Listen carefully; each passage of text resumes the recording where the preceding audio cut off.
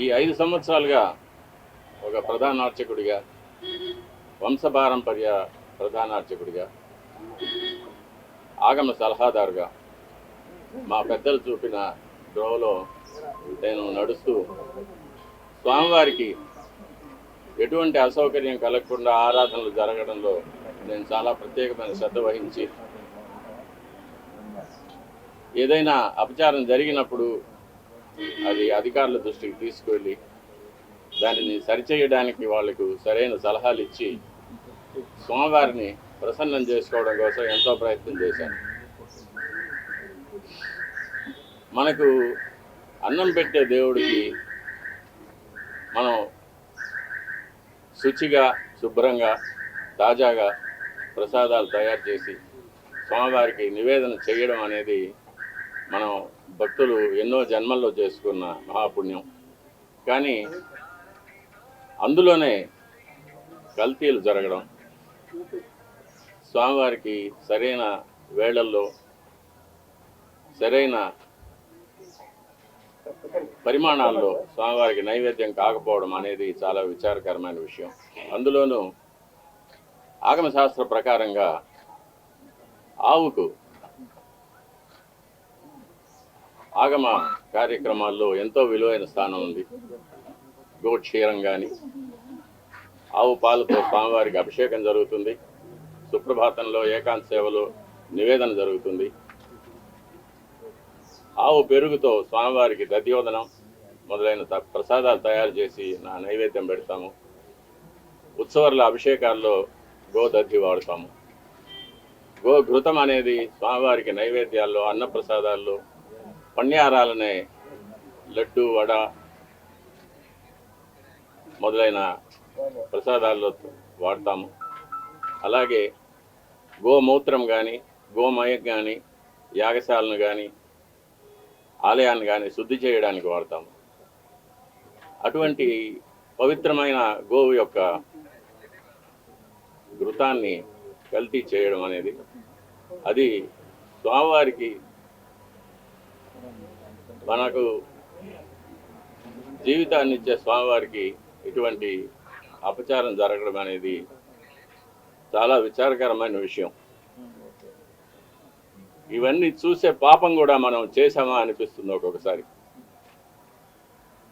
దీన్ని ఎన్నోసార్లు అప్పటి ఈఓ గారికి, చైర్మన్ గారికి దృష్టికి తీసుకెళ్ళి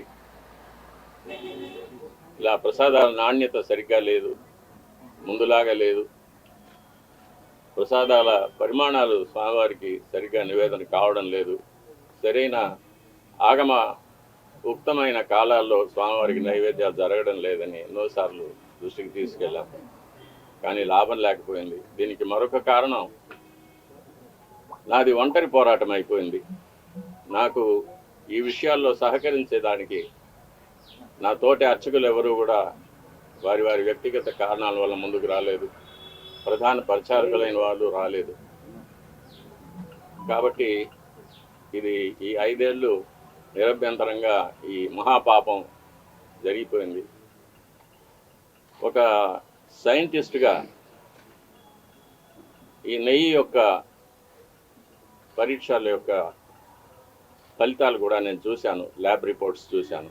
ఇందులో కూడా వెజిటబుల్ ఫ్యాటు, అనిమల్ ఫ్యాటు, జంతువుల యొక్క కొవ్వు పదార్థం, స్థావరాల యొక్క జంగమాల యొక్క కొవ్వు పదార్థాలు కలిసినట్టుగా ల్యాబ్ రిపోర్ట్ను చూశాను. పరిశుద్ధమైన ఆవు పాలతో తయారు చేసిన నెయ్యిలో అది స్థావరమైనా కానీ, జంగమైనా కానీ కొవ్వు పదార్థాలు కలవడానికి వీలు లేదు. అది ఇంప్యూరిటీస్ కింద లెక్క వస్తుంది.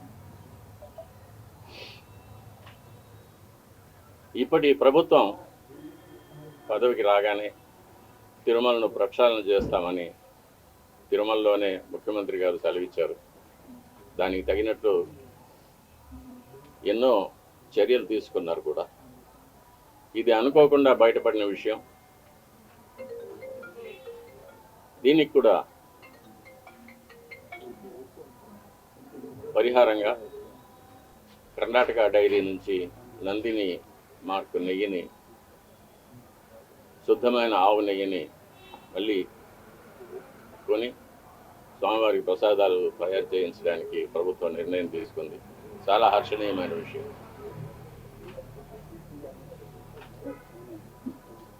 ఈ విషయంలో ముఖ్యమంత్రి గారికి విన్నపం, స్వామివారి మీద విశేషమైన భక్తి ఉన్నవారికి, ఆగమ శాస్త్రం మీద, మన సాంప్రదాయాల మీద గౌరవం ఉన్నవారికి తిరుమలలో సేవ చేయడానికి అవకాశం కల్పించవలసిందిగా కోరుతున్నాను. ఆచార పరమో ధర్మ, ధర్మస్య ప్రభు అచ్యుత అని గీతలో కృష్ణ పరమాత్మ చదివించారు. వైఖాన సాగమోక్తంగా జరిగే దేవాలయాలు ఎన్ని ఉన్నా కూడా ప్రతి దేవాలయానికి కొన్ని నిర్దిష్టమైన ఆచార వ్యవహారాలు ఉంటాయి. అటువంటి ఆచారాలు కాపాడడమే పరమధర్మం అనేది గీత ఉపదేశం. మన శ్రీవారి దేవాలయంలో అటువంటి విశేషమైన ఆచారాలు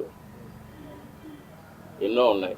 అటువంటి ఆచారాలన్నింటినీ కూడా మనం మరి పెద్దలు ఎలా మనకు కాపాడి ఇచ్చారో అదేవిధంగా కాపాడి ముందు తరాల వాళ్ళకు మనం అందజేయాలి.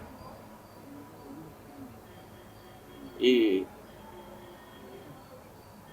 నెయ్యి కల్తీ మీద సరైన విచారణ జరిపించాలి, చర్యలు తీసుకోవాలి.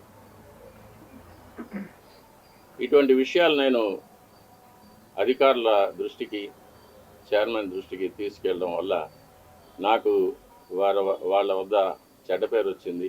అందువల్ల నన్ను చాలా హింసలు పెట్టారు. ఎన్నో చట్టవిరోధమైన ఎన్నో కేసులు నా మీద బనాయించి నన్ను కోర్టుల చుట్టూ తిప్పారు, ఇప్పుడు తిప్పుతున్నారు. వీటన్నిటినీ కూడా ముఖ్యమంత్రి గారు గమనించి సరిచేయవలసిందిగా కోరుతున్నాను.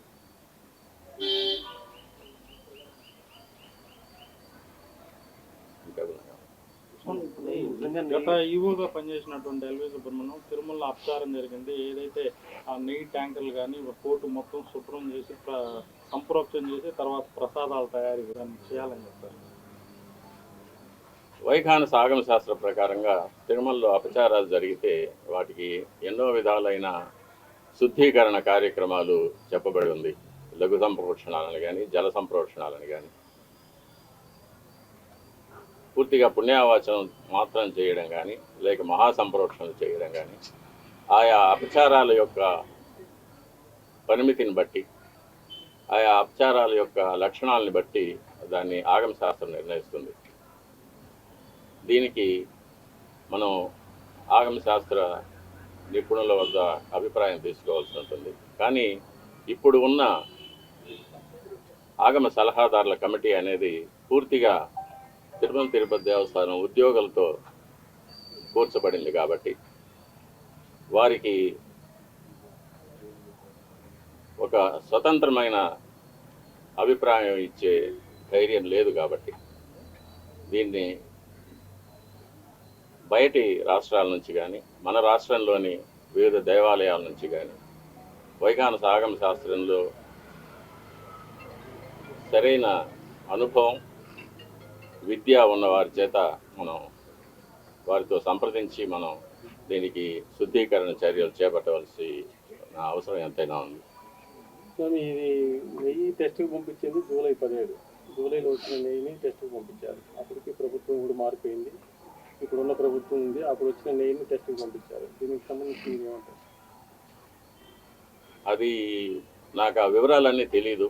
నేను చూసిన ల్యాబ్ రిపోర్ట్ దాని మీద వచ్చిన వార్తల మీద నేను స్పందిస్తున్నాను. కానీ నెంబర్లు కూడా 2 రకాలుగా ఉన్నాయి. రెండింటి కూడా పోలిక లేదని చెప్తున్నారు. దీని ఏమైనా మీరు గుర్తించారా? టీటీడీ అఫీషియల్స్ ఏమైనా మాట్లాడారు? ఎవరు ఏ ప్రభుత్వం అయినా కానీ, ఏ అధికారి అయినా కానీ స్వామివారికి ఆగమోక్తంగా జరగవలసిన కార్యక్రమాలు, పూజలు, అభిషేకాలు, అలంకారాలు, ఆరగింపులు ఇవన్నీ కూడా శాస్త్రోక్తంగా జరిపే వరకు ఎటువంటి విమర్శలు ఉండవు, భక్తులకు ఎటువంటి బాధ ఉండదు. కాబట్టి ఎవరు వచ్చినా కూడా స్వామివారు మనకందరికీ అధికారి అని, స్వామివారిని తృప్తిపరచడం వల్ల మనమందరం క్షేమంగా ఉంటామనే ఒక నమ్మకంతో మన సనాతన ధర్మం మీద ఉన్న నమ్మకంతో మనం నడుచుకుంటే అందరూ క్షేమంగా ఉంటాము.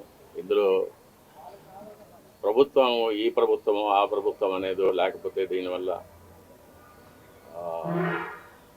ఎవరు లాభపడతారు ఎవరు నష్టపడతారు అనేది విషయం కాదు. ఇది లౌకికమైన విషయం కాదు, ఇది దైవికమైన విషయం, ఆగమ శాస్త్ర సంబంధమైన విషయం. కాబట్టి ఆ సంబంధంగానే నేను కూడా ఈ విషయంలో నేను మాట్లాడుతుంటాను. సో గతంలో మీరు స్వామివారికి నివేదనలు సరిగ్గా చేయటం లేదని చెప్పి ఆరోపించారు. ప్లస్ గత 5 ఏళ్ళలో కూడా అధికారులకి పాలక మండలి దృష్టికి కూడా తీసుకెళ్ళాను, అయినా ఇలాంటి చర్యలు తీసుకోలేదన్నారు. ఇప్పుడు ప్రభుత్వం మారాక స్వామివారికి నివేదనలు సక్రమంగా జరుగుతున్నాయి. నేను గత ప్రభుత్వం నా పైన చేసిన కొన్ని కోర్టు కేసుల వల్ల నేను ఆలయానికి దూరంగా ఉండవలసి వచ్చింది. అంటే ప్రధాన అర్చక పదవికి దూరంగా ఉండవలసి వచ్చింది.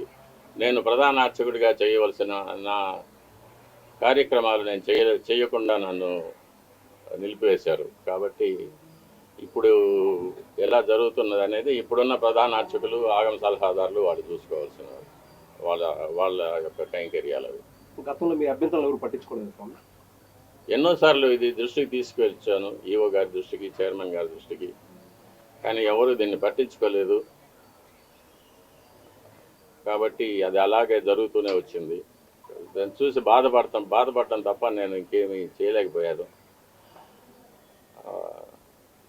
దీనివల్ల నేను చాలా ఇబ్బందులు పడాల్సి వచ్చింది. అయినా పర్వాలేదు, మా స్వామి కోసం నేను ఇది చేస్తున్నాను. మా స్వామి తృప్తిగా నైవేద్యాలు స్వీకరించి ప్రసన్నుడుగా ఉండి భక్తులను అనుగ్రహిస్తే అంతే చాలు. నా ఇబ్బందులు అది నాకు దాని గురించి నాకు ఎటువంటి కష్టం లేదు. గతంలో శ్రీవారి ఆలయం పైన విమానం పోతే రాష్ట్రానికి దేశానికి అపచారం అని చెప్పి మీరు చెప్పారు, పాలకులకు కూడా ఇబ్బంది అన్నారు. ఇప్పుడు శ్రీవారి ఆలయంపై విమానాలు నిత్యకృత్యంగా మారుతుంది. దీనివల్ల కూడా రాష్ట్రంలో ఇప్పుడు విజయవాడలో జరిగిన విపత్తు కావచ్చు, ఇలాంటివన్నీ సంభవిస్తుంది అనుకుంటారు. ఇది నా పరిధిలో ఏదైనా అపచారం జరిగినప్పుడు దాన్ని అధికారుల దృష్టికి తీసుకువెళ్ళడం ఒక్కటే ఒక అర్చకుడిగా, ఒక భక్తుడిగా నా కర్తవ్యం. అది దాని మీద చర్యలు తీసుకోవాల్సింది దానికి సంబంధించిన అధికారులు కానీ ప్రభుత్వాలు కానీ వారి యొక్క కర్తవ్యాలు అవి. దాని గురించి నేనేమి చెప్పలేను. మీరు కోర్టులో కూడా తవ్వకాలు జరిగాయని కూడా చెప్పారు సార్, దాని మీద ఏమన్నా? ఇప్పుడు కోర్టులో సమాచారం లేకుండానే తవ్వకాలు జరిగాయనేది గతంలో కూడా మీరు చెప్పారు. పింక్ డైమండ్ కూడా ఒకటి కనిపించలేదని చెప్పారు. వీటికి సంబంధించి ఇప్పటి వరకు మీరు దాని మీద ఏమన్నా ఇప్పుడు మీరు కైంకర్యాల్లో లోపాలు జరిగినాయి అంటున్నారు కదా, ఎటువంటి కైంకర్యాల్లో ఏ లోపాలు జరిగినాయి స్వామి? చెప్పాను కదా, ఇదే ప్రసాదాల్లో కల్తీ జరగడం అనేది ఒకటి. అది ప్రసాదాలు తిన్నప్పుడు కానీ ప్రసాదాలు చూసినప్పుడు కానీ అది ప్రతి భక్తుడికి అర్థమైపోతుంది. ఇందులో ముందు ఉన్న సువాసన లేదు, రుచి లేదు, పవిత్రత లేదనేది. అలాగే అన్నప్రసాదాల్లో కూడా ఈ కల్తీ నెయ్యి వాడి పొంగలు, చక్కెర పొంగలి, సీర మొదలైన వాటిలో కూడా ఇది కలిపి ఉన్నారు. ఇది స్వామివారికి మా చేతులతోనే నైవేద్యం చేయవలసిన దురదృష్టం కూడా మాకు ఏర్పడింది. అది కాకుండా నైవేద్యాలు జరగడానికి స్వామివారికి ఏ వేళల్లో నైవేద్యాలు చేయాలనేది ఆగమ శాస్త్రం నిర్ణయిస్తుంది. దాని ప్రకారం కూడా ఒక్కొక్కసారి జరగడం లేదు. నైవేద్యం చేయవలసిన సమయాన్ని కూడా కుంచించి 10 నిమిషాల్లో అయిపోవాలి, 15 నిమిషాల్లో అయిపోవాలి అనేది అర్చకుల మీద ఒక ప్రెషర్ పెట్టడం, త్వరగా ముగించదని చెప్పి వాళ్ళని తరమడం, ఇవన్నీ కూడా జరుగుతూ ఉన్నాయి. ఇవన్నీ కూడా స్వామివారికి జరిగే అపచారాల కిందకే. సేవల్లో ఏమన్నా లోపాలు గుర్తించారా స్వామి? స్వామివారి చేసేటువంటి సేవల్లో నేనున్నంత వరకు ఎటువంటి లోపాలు లేకుండానే చూసుకున్నాను. ఏదైనా అపచారాలు ఉంటే నేను అధికారుల దృష్టికి తీసుకువెళ్ళాను. ఇప్పుడు ఎలా జరుగుతుందో నాకు తెలియదు. నాణ్యతలోనేనా స్వామి, పరిమాణాల్లో కూడా ఏమైనా తేడా గుర్తించారా మీరు? పరిమాణాల్లో కూడా మనం కోవిడ్ వచ్చినప్పుడు దాన్ని సగానికి సగం తగ్గించాము, వినియోగం తక్కువ, భక్తులు లేరని చెప్పి. అది కూడా ఒక తప్పే. అప్పుడు కూడా నేను అబ్జెక్ట్ చేశాను. స్వామివారికి ఎంత పరిమాణంలో ప్రసాదాలు తయారు చేసి నైవేద్యం పెట్టాలనేది ఆగమ శాస్త్రం నిర్ణయిస్తుంది. స్వామివారి యొక్క పరిమాణాన్ని బట్టి, దేవాలయం యొక్క పరిమాణాన్ని బట్టి ఇంత ప్రసాదం స్వామివారికి నైవేద్యం చేయాలనేది ఆగమ శాస్త్రం నిర్ణయిస్తుంది. దాన్ని దిట్టం అంటారు. ఆ దిట్టం ప్రకారమే చేయాలి. దానికన్నా ఎక్కువ చేయడానికి ఎటువంటి అభ్యంతరాలు ఉండవు, కానీ చేయవలసిన దానికన్నా తక్కువ చేస్తే మట్టుకు అది అపచారం అవుతుంది. అది మొన్నటి వరకు కూడా అలాగే జరుగుతూ వచ్చింది. దాన్ని చాలాసార్లు నేను అధికారుల దృష్టికి తీసుకెళ్ళాను. ఈఓ గారు దాని మీద స్పందించలేదు.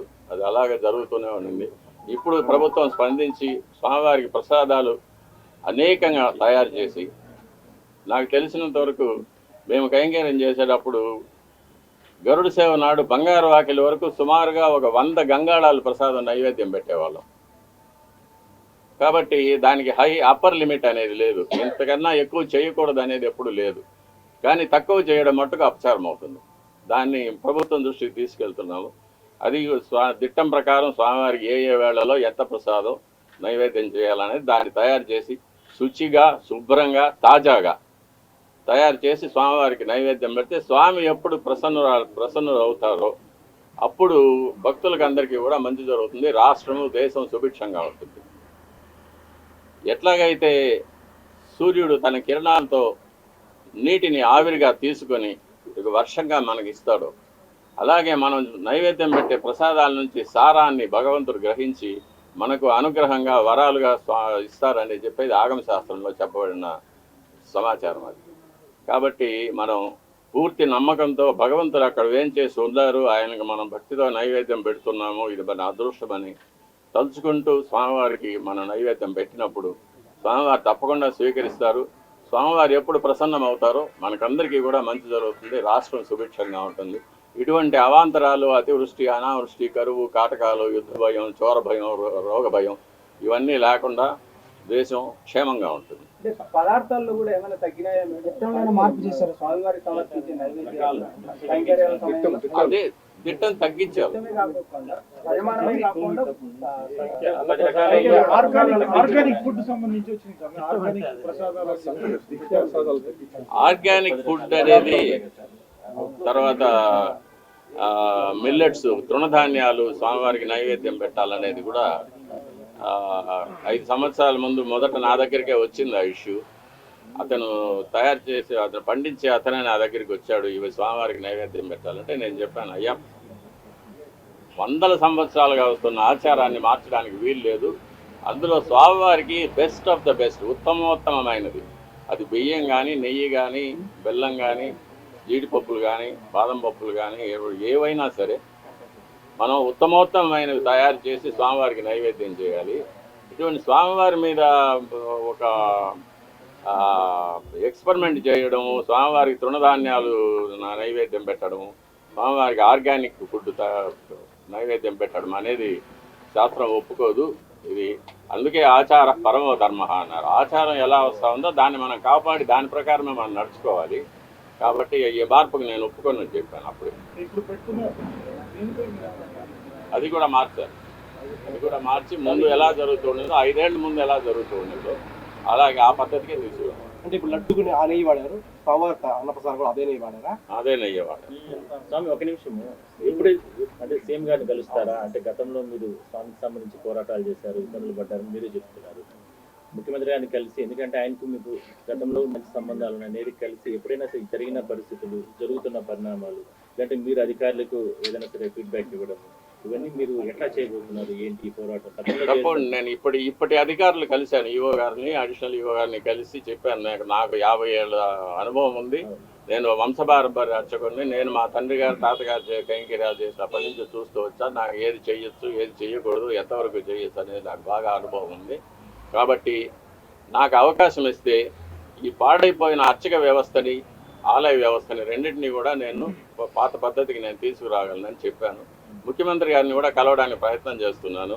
ముఖ్యమంత్రి గారిని కూడా కలిసి నేను ముందుగా వారు ప్రభుత్వానికి రావడానికి శుభాకాంక్షలు చెప్పిన తర్వాత, ఇలా ఆలయంలో ఇలా జరిగింది 5 ఏళ్ళుగా, ఇటువంటి అంటే కొన్ని విషయాలు ఎవరికి తెలియదు కూడా, అటువంటి విషయాలు, కొన్ని అపచారాలు జరిగినవన్నీ కూడా చెప్పి వీటిని సరిదిద్దడానికి నాకు ఒక అవకాశం ఇవ్వాల్సిందని చెప్పి రిక్వెస్ట్ చేస్తాను. తప్పకుండా ముఖ్యమంత్రి గారు దీన్ని పరిశీలిస్తారనే నమ్మకం నాకు. మీరు 50 ఏళ్ళుగా పనిచేస్తున్నారని చెప్పారు స్వామి, ఇంతవరకు ఇటువంటి ఘటనలు ఎప్పుడు చోటు చేసుకున్నారా? ఎప్పుడూ లేదు. ఎప్పుడు స్వామివారి ప్రసాదాల్లో కల్తీ జరగడం అనేది ఇంతవరకు నాకు తెలిసి ఎప్పుడు ఈ 50 ఏళ్ళ అనుభవంలో ఎప్పుడు జరగలేదు. ఎప్పుడైనా కూడా నేను చిన్నప్పుడు కూడా తిరుమలకి వస్తే స్వామివారి దేవాలయం చుట్టూ నెయ్యి ఘమఘమలు ఎప్పుడు ఉండేది. నెయ్యి చేతితో తీసుకుంటే నెయ్యి అలా కారిపోతూ ఉండేది చేతి నుంచి.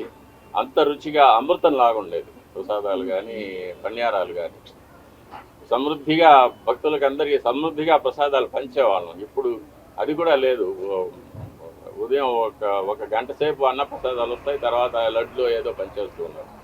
అన్నప్రసాదాలు భక్తులకి అందరికీ కూడా చేరడం లేదు.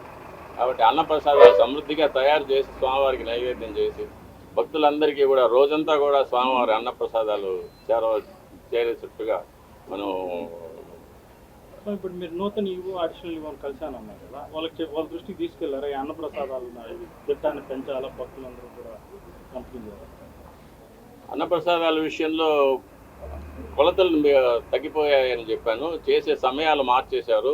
ఇష్టంగా ఆగమ శాస్త్ర ప్రకారంగా జరగడం లేదనేది చెప్పాను నేను. అవి కూడా సో మీకు గత కొంతకాలంగా స్వామివారి సేవకు దూరంగా ఉన్నారు, తిరిగి స్వామివారి సేవకు ఎప్పుడు వస్తారనుకుంటున్నారు? అలాంటి అవకాశం ఉందని అది నా మీద బలాయించిన అబద్ధపు కేసులు ఈ ప్రభుత్వం కనుక తీసివేస్తే నేను స్వామివారి కైంకర్యానికి తప్పకుండా వస్తాను.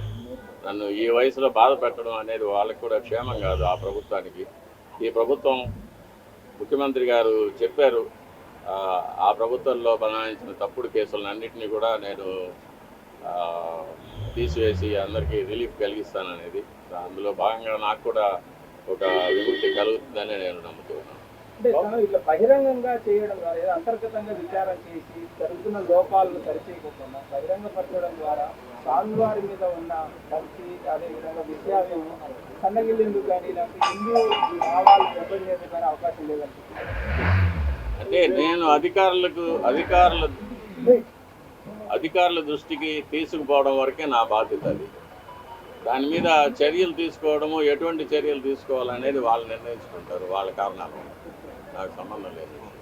నాకు మా స్వామివారి తృప్తిగా జరగాలి, స్వామివారి సంతోషంగా ఉండాలి, అందువల్ల భక్తులందరూ కూడా అనుగ్రహించబడాలి. అదొక్కటే నా దృష్టి.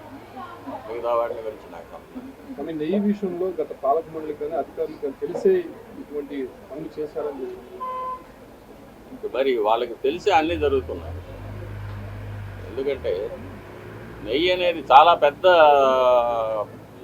పరిమాణంలో, చాలా పెద్ద కొలతల్లో మనం పర్చేస్ చేయాల్సి వస్తుంది. చాలా పెద్ద విషయం, కొన్ని కోట్ల రూపాయల విషయం. కాబట్టి అందరి దృష్టి, అధికారుల దృష్టికి తెలిసే ఇది జరిగి ఉంటుంది. ఎలాంటి నెయ్యి తీసుకోవాలనేది ఇక్కడ అధికారులు నిర్ణయిస్తారు, వాళ్ళే నిర్ణయిస్తారు. ఆ వెలలు పట్టీలు చూసో, కొటేషన్లు చూసో వాళ్ళు నిర్ణయించి, వాళ్ళు దాని పూర్వాపరాలు తెలుసుకొని వాళ్ళు నిర్ణయిస్తారు. కాబట్టి బాధ్యత అంతా వాళ్ళదే. టీపీలో కూడా వచ్చిన ప్రతి దాన్ని కూడా టెస్ట్ చేసే ల్యాబ్ ఉంది, దానికి చెక్ చేసిన తర్వాతే ఇవన్నీ కూడా తీసుకుంటారు. లేదంటే రిటర్న్ పంపించే ఆచారం ఎప్పటి నుంచో ఉంది. అంటే గత ప్రభుత్వం కానీ అంతకుముందు ప్రభుత్వాలు కానీ ఇవేం పట్టించుకోకుండా వచ్చినవన్నీ తీసుకుంటున్నారు. ఏమో ఆ శాంపుల్స్లో కూడా ఏదైనా గోల్మాల్ జరిగి ఉండొచ్చు. పరీక్షకు వచ్చే నెయ్యి మంచి నెయ్యి పంపించి యాక్చువల్గా సప్లై చేసే నెయ్యి వేరే క్వాలిటీ పంపించి ఉండొచ్చు. అంత అధికారుల పరిధిలోనే జరుగుతాయి. ఇప్పుడు ల్యాబ్ ఉండదు, ల్యాబ్ కిందకే పెట్టి పరీక్షిస్తే సరిపోతుంది. ఇక్కడికి టన్నులు కొద్ది లారీలు వస్తుంటే అన్నింటినీ ఇక్కడ పరీక్షించేదానికి ఉండదు. ల్యాబ్ని కిందకి దించి ఇబ్బంది ఏమైనా ఉంటుందా? ఒకటి దీనికి అన్నిటికీ కూడా మళ్ళీ మనం వెనక్కి వెళ్లాల్సి వస్తుంది. చిత్తశుద్ధి అనేది ఉండాలి. నిజమైన భక్తులు అధికారులుగా ఉండి, అన్ని చోట్ల స్వామివారి భక్తులుగా ఉండి, స్వామివారికి బాగా కైంకర్యాలు జరగాలని, నైవేద్యాలు జరగాలనే ఒక మంచి సామాజిక దృష్టి ఉంటే ఇటువంటి తప్పులు జరగడానికి వీలుండదు. మనం ప్రతి ఒక బాధ అన్నానికి ఒక మెతుకు పదం, ఒక మెతుకు పట్టి చూస్తే అన్నం సరిగ్గా ఉందా లేదా తెలిసిపోతుంది కదా. అలాగే శాంపుల్స్ నేను ల్యాబ్లో చేశాను కదా, పిహెచ్డి ల్యాబ్లోనే చేశాను. శాంపుల్స్ అంటే ప్రతి 10 లీటర్ల ద్రవం ఉంటే 10 లీటర్ల ద్రవాన్ని టెస్ట్ చేయలేం కదా. ఒక 1 ml 2 ml తీసుకొని టెస్ట్ చేసుకుంటాం, దాన్నే మనం ఆపాదించుకుంటాం. కాబట్టి ఆ టెస్ట్ చేసే దాంతో ఒక నిబద్ధత ఉండాలి, నియంత్రణ ఉండాలి. అధికారులకు ఒక సామాజిక దృష్టి, ఒక ఆధ్యాత్మిక చింతన, ఒక సనాతన ధర్మం మీద ఒక నమ్మకం, దేవుడి మీద ఒక నమ్మకం, స్వామివారికి అన్నీ బాగా జరిపించాలి. ఆయన మనకు జీతం ఇచ్చి, మనకు ఇల్లు బంగళాలు ఇచ్చి, కార్లు ఇచ్చి మనల్ని ఉద్యోగానికి పెట్టుకున్నాడు. కాబట్టి దానికి న్యాయం చేయాలి, మనం స్వామివారికి మంచి చేయాలనే దృష్టి ఉండాలి. అది ఉంటే ఇవంతా జరిగేది కాదు కదా. టీటీడీ చైర్మన్ ఉన్నారు, వాళ్ళు ఈ ప్రసాదాల మీద ఏమైనా స్పందించారా? లేకపోతే ఇట్లాంటివి ఏమైనా మీ దృష్టి కూడా వచ్చారు ఈ ప్రసాదాలు? నా దృష్టికి వచ్చింది, నేను అధికారుల దృష్టికి తీసుకెళ్లాను, కానీ వీళ్ళెవరూ నాకు సహకరించలేదు. అంటే ఈ రిపోర్ట్ వచ్చింది కాబట్టి మీరు స్పందించారు. ఇప్పుడు అది ఇంతకుముందు నుంచి కూడా 5 ఏళ్ళ నుంచి కూడా నాణ్యత తగ్గిందని మీకు తెలుస్తా ఉంది, కానీ చెప్పలేక మరి ఈ రిపోర్ట్ చెప్పాను నేను దృష్టికి తీసుకెళ్లాను, ఈఓ గారికి చైర్మన్ గారికి దృష్టికి తీసుకెళ్లి చెప్పాను చాలాసార్లు. మెకానిజం కూడా టీటీడీ కేవలం నెయ్యి మాత్రమే కల్తీ అని చెప్పేసి అనుకుంటున్నారా? అన్ని వస్తువులు సరైన లేదు. ఇంతకుముందు రిపోర్ట్లో జీడిపప్పు కూడా పురుగులు పట్టింది వచ్చిందని దాన్ని రిజెక్ట్ చేసి ఉన్నారు. శనగపప్పు అన్నిట్లోనూ కల్తీ వస్తుంది, కల్తీ వచ్చింది, రిపోర్ట్లు ఉన్నాయి. ఈ 5 years లో ఈ పర్చేజ్ చేసినటువంటి టీటీడీ ప్రతి ట్యాంకర్ ని కూడా చిన్నగానే ల్యాబ్ రిపోర్ట్ తీసుకుంటుంది, ఆ తర్వాతనే అలౌ చేస్తుంది. మరి ఇప్పటి వరకు అన్ని రిపోర్ట్లు కూడా అనిమల్ ఫ్యాట్ ఉన్నట్టుగానో వెజిటబుల్ ఫ్యాట్ ఉన్నట్టుగానో ఈ అన్ని రిపోర్ట్లు బయట పెట్టాలని ఎవరైనా డిమాండ్ చేస్తున్నారా? లేదంటే ఇప్పటి వరకు అఫీషియల్స్ ఎవరు పరిధి కాదు అది. ఇప్పటి వరకు కూడా ఎవరు అఫీషియల్స్ స్పందించకపోవడాన్ని ఏ విధంగా చూస్తారు? అది నా పరిధి కాదు. నేను చూసింది చెప్పాను. 5 ఏళ్లుగా దాని మీద నేను పోరాటం చేస్తూనే ఉన్నాను, కానీ ఎవరు దాని మీద స్పందించలేదు. ఇప్పుడు బయట వచ్చింది కాబట్టి దాని మీద అందరూ స్పందిస్తూ ఉన్నారు, అందరూ మాట్లాడుతూ ఉన్నారు. ఇది చాలా రోజులుగా జరుగుతుంది. ప్రసాదాల నాణ్యత కానీ, ప్రసాదాల పరిమాణంలో కానీ, ప్రసాదాల యొక్క కాల వ్యవధుల్లో కానీ అపచారాలు జరుగుతుందనేది నేను ఎప్పటి నుంచో చెప్తూ ఉన్నాను, ఇప్పుడే కాదు. కానీ మీరు మొదట్లో చెప్పారు గోమాతని ఇండియాలో బాగా పూజిస్తారు దానివల్ల, కానీ ఇండియాలో మోస్ట్ మీట్ అనేది ఫస్ట్ ఎక్స్పోర్ట్లో నంబర్ 1 ఉంది. మీరు ఎలా అది నా సబ్జెక్ట్ కాదు, నేను మాట్లాడవలసింది కాదు. నాకు కావాల్సింది మా స్వామి వారు, మా వైకాంత ఆగమం, మా స్వామివారి సంతోషం, భక్తుల యొక్క సంతోషం. అది తప్ప నాకు లోకేష్